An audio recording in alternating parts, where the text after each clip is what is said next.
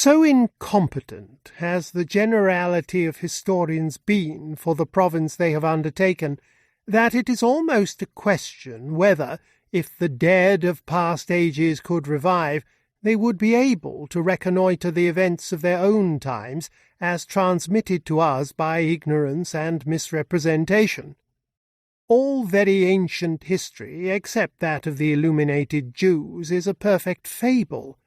It was written by priests or collected from their reports, and calculated solely to raise lofty ideas of the origin of each nation. Gods and demigods were the principal actors, and truth is seldom to be expected where the personages are supernatural. The Greek historians have no advantage over the Peruvian but in the beauty of their language, or from that language being more familiar to us. Mango Capac, the son of the sun, is as authentic a founder of a royal race as the progenitor of the Heraclidae. What truth indeed could be expected when even the identity of person is uncertain? The actions of one were ascribed to many, and of many to one.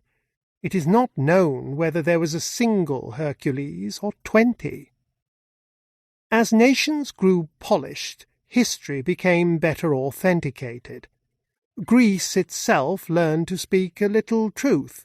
Rome, at the hour of its fall, had the consolation of seeing the crimes of its usurpers published. The vanquished inflicted eternal wounds on their conquerors, but who knows, if Pompey had succeeded, whether Julius Caesar would not have been decorated as a martyr to public liberty? At some periods the suffering criminal captivates all hearts, at others the triumphant tyrant. Augustus, drenched in the blood of his fellow citizens, and Charles Stuart, falling in his own blood, are held up to admiration. Truth is left out of the discussion, and odes and anniversary sermons give the law to history and credulity. But if the crimes of Rome are authenticated, the case is not the same with its virtues. An able critic has shown that nothing is more problematic than the history of the 3 or 4 first ages of that city. As the confusions of the state increased, so do the confusions in its story.